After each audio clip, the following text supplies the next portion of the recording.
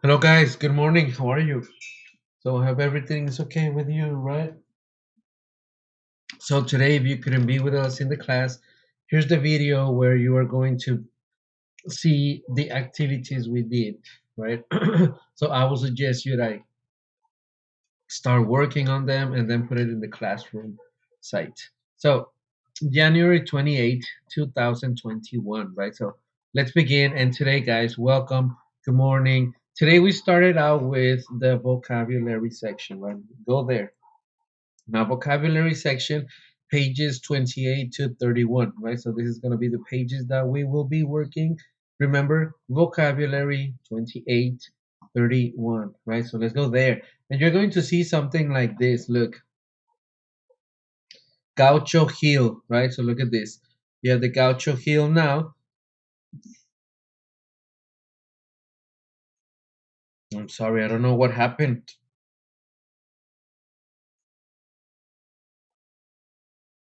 Oh my God. There you go. I had it there. So, it says here, the legend of Gaucho heel, right? So, listen, it says here, look, Gaucho Hill was a real historical figure, but this is a fictional story about him. This kind of story is sometimes called a legend. Why would people tell fictional stories about a real person? Do you know any fictional stories about real people? Share one. If you know it, share it to me, right? So look at this. It says here, listen carefully to the story, right? But before we listen to the story, I would like you to see these images. Look at this. They were from Argentina. Look at them.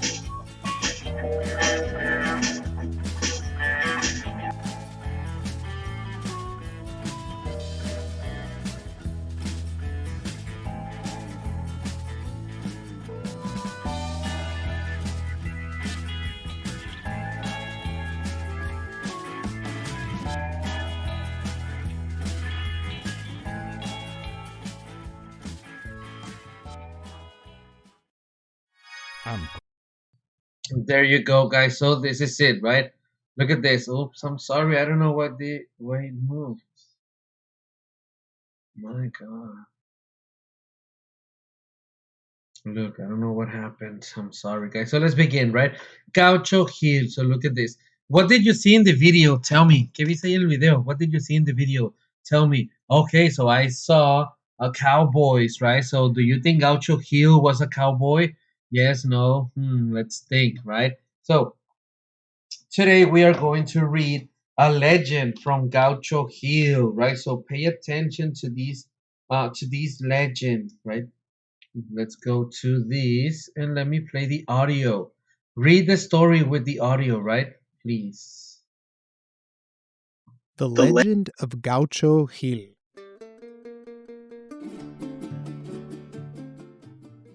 Far from the city lights of Buenos Aires, the dry, flat plains of the Pampas stretch into Argentina's countryside. Here, the gaucho wanders the land with a cape on his back and spurs on his heels. The last of the wild cowboys of South America. The gaucho travels alone, aside from his trusty horse and sparkling dagger.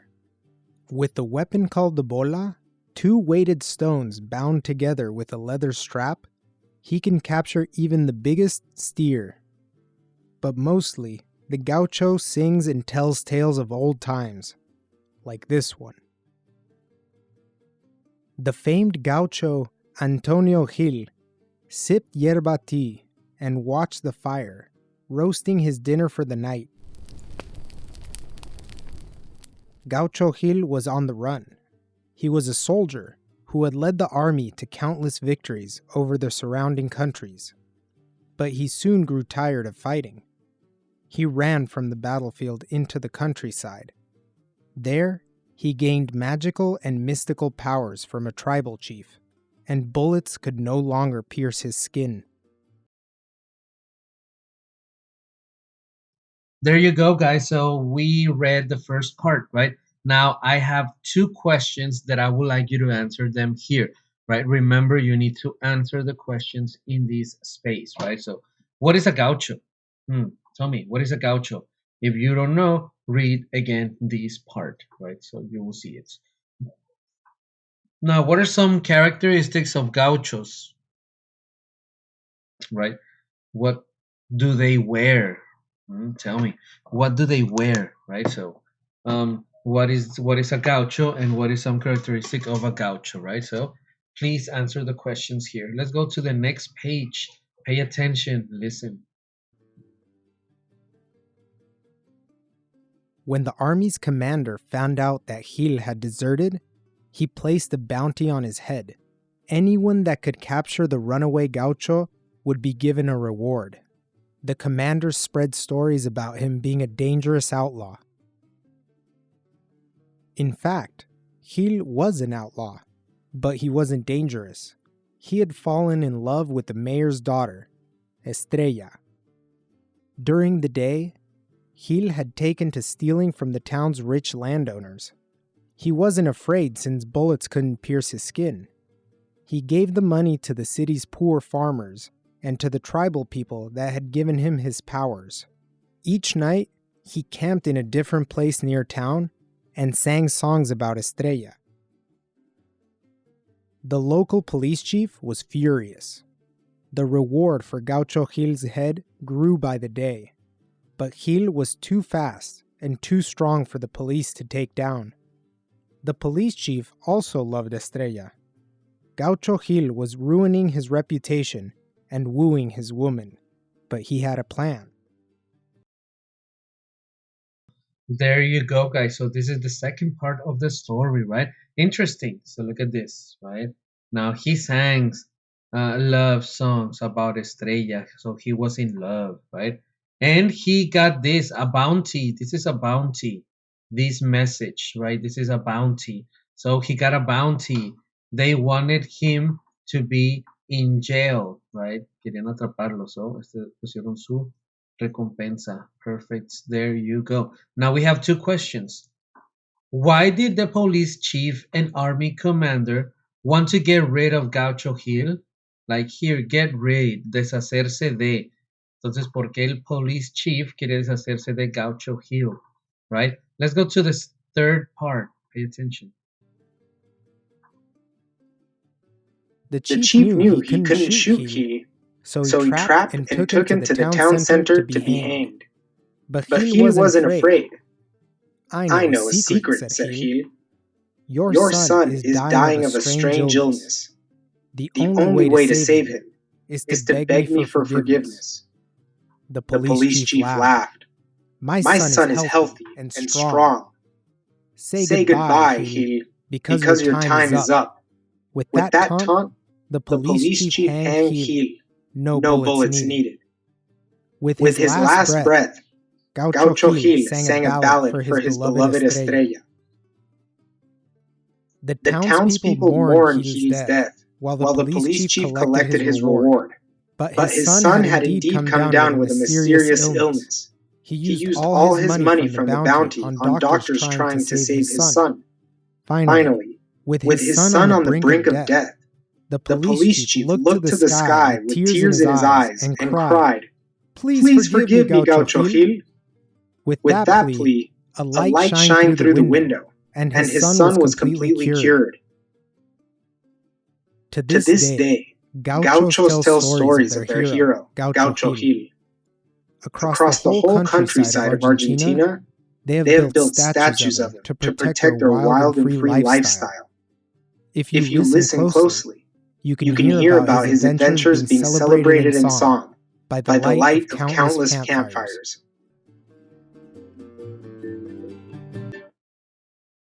There you go, guys. So look at this. Why did the police chief beg Gaucho Hill for forgiveness? Right? Porque fue que el policía le pidió perdón a Gaucho Hill. Read here. It says here, right? Now, let's continue. Grammar check. Look at this. We have this next activity. Grammar check. Read the sentences below. Write the tense of the underlined verb. Then write the present tense form of the verb. So, right? So this is what? This is past and past perfect. Now you need to write the verb in present tense, right? So you're going to write it in present tense. ¿Cuál es el presente de estos verbos? Okay, so this is the activity. Now let's go to the next page. On the next page, look at this. We worked. Although Gaucho Hill was a real historical figure, many of the stories about him are fictional. Read through the story again. In the chart below, list 3 details about Gaucho Hill that could be factual and 3 details that are fictional, right? So you are going to write here from the story. What things did you hear from Gaucho Hill about Gaucho Hill were real and not real?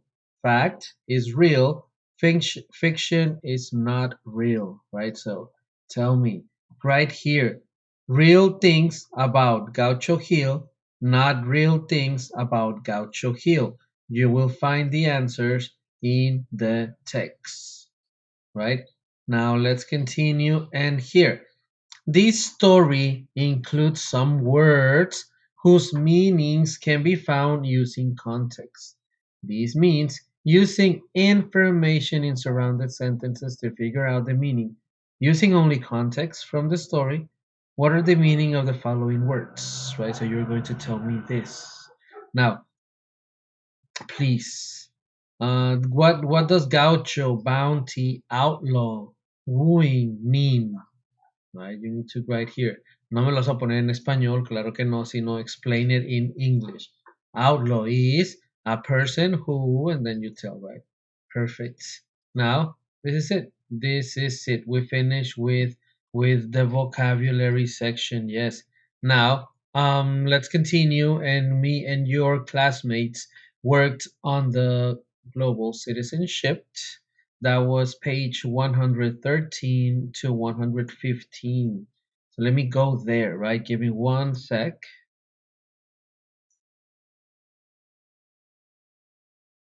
113 and 115. Well, to 115.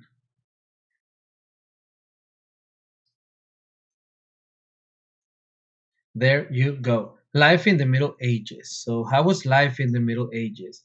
Now read this. Read the information in the table about the daily life of a child, one like you, living during the Middle Ages.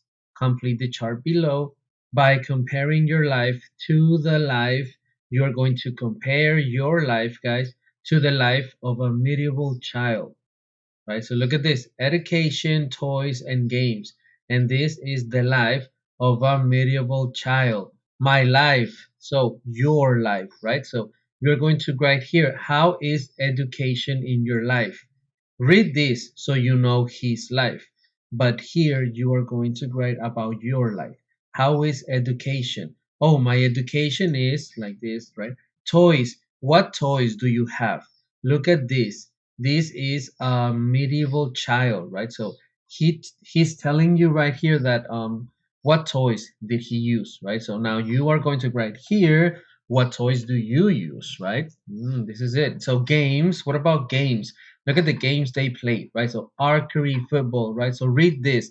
And what about you? What games do you play? Not video games. No, no video games. Games like, I don't know, atrapaditas, escondidas, right? Those type of games that you play with your friends, but not video games, right? Okay, so no video games. Now, what about this question? I have this question for you. Would you rather grow? Would you rather grow?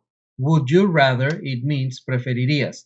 Would you rather go grew up in the Middle Ages? Why or why not? Right? So would you rather grow up in the Middle Ages? Why not? Right? Would you like to live in this time? Tell me why yes, why no? Why not? Now, what was life like during the Middle Ages? I would like you to read these texts. Read at these texts, right? Please practice your pronunciation. You need to be practicing in your house, right? So not only in class but in your house too. So please read these texts. Read it. Try to understand it. Right? Don't translate it. No lo traduzcas. Trata de entenderlo, and that's it. This is going to be your reading homework, right? And on the next page, I have page 115. In page 115, you have some questions about the reading, right? So you have these questions about the reading. This is the reading. You answer the questions here, right? Now, guys, well, read the questions carefully, right? Try to understand them too. And well, this is it. So this is what we did today. So I will see you then tomorrow, right? See you tomorrow and have a great day.